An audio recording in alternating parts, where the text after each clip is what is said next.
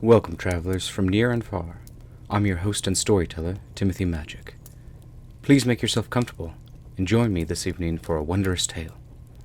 Tonight, we will be reading from the complete fairy tales of the Brothers Grimm. A caution to younger travelers: these stories are translated from their original German collections and may contain some darker imagery than many of their American counterparts. With that, I present to you this evening The Wolf and the 7 Young Kids.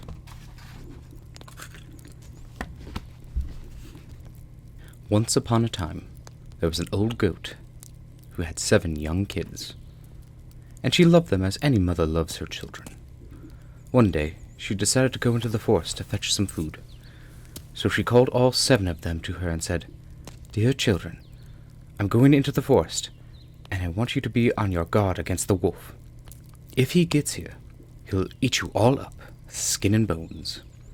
That villain often disguises himself, but you can recognize him right away by his gruff voice and black feet." "Dear mother," the children said, "we'll take good care of ourselves. Just go out and don't worry about leaving us here." The old goat bleated and went on her way with an easy mind. But it was not long before someone knocked on the door and called out, "Open up, dear children. Your mother's back and has brought something for each of you." But the kids knew it was the wolf by his gruff voice. "We're not opening up," they cried out. "You're not our mother. She has a lovely, soft voice, and yours is gruff. You're the wolf." The wolf went away to a shopkeeper and bought a big piece of chalk, which he ate, and it made his voice soft. Then he returned and knocked on the door and called out, "Open up, dear children. Your mother's back and has brought something for each of you." But the wolf had put his black paw on the windowsill, and when the children saw it, they cried out, "We're not opening up. Our mother doesn't have a black paw like yours. You're the wolf." The wolf ran to a baker and said, "I've stubbed my toe. Put some dough on it for me." After the baker covered the paw, he ran to the miller and said, "Sprinkle some white flour on my paw." The miller thought, the wolf wants to trick someone, so he refused. But the wolf said, "If you don't do it, I'll eat you up." This frightened the miller, so he made the wolf's paw white. Yes, indeed, that's the way people are.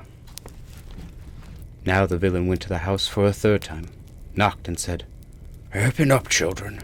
Your dear mother's back and has brought something from the forest for each of you." The kids called out, "First show us your paw, so we know that you're really our dear mother." He put his paw on the windowsill, and when they saw it was white, they believed him and opened the door. Yet who else but the wolf stepped inside? The kids were terrified and tried to hide themselves. The first kid ran and jumped under the table, the second into the bed, the third into the oven, the fourth into the kitchen, the fifth into the cupboard, the sixth under the wash basin, and the 7th into the clock case. However, the wolf began to find them and make short shrift of them.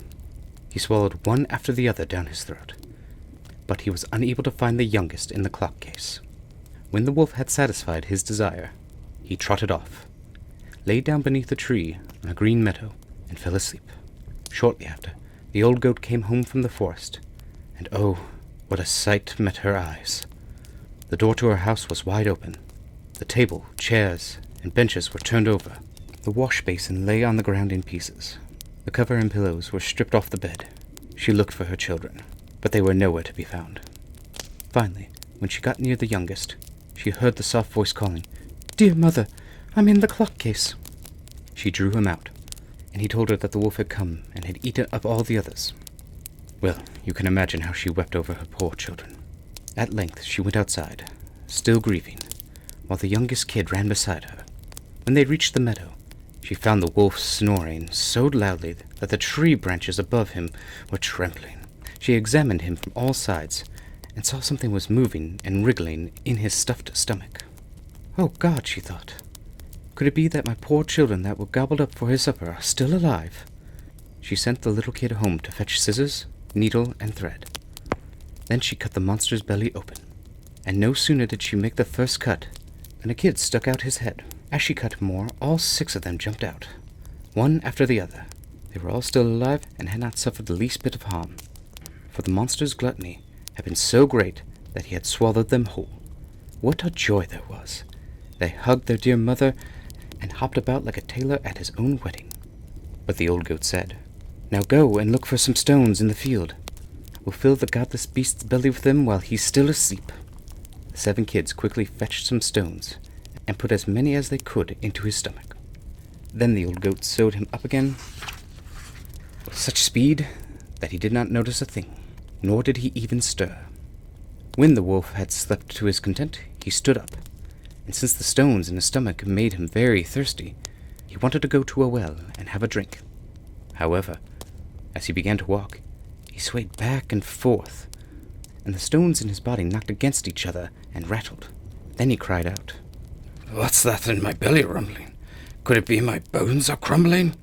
Sick as little kids I thought I ate. They're more like stones with all their weight." When he reached the well and leaned over to drink the water, the heavy stones pulled him in, and he drowned in a miserable way. Upon seeing this, the 7 kids ran up to the well and cried aloud, "The wolf is dead! The wolf is dead!"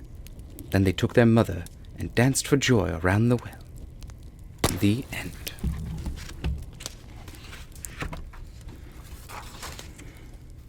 Thank you for joining me this evening. I hope you have enjoyed tonight's reading. If you have, kindly let other travelers know where they may relax and enjoy a good story. I hope to see you again soon, good wayfarer. Until then, may your journey be a safe one.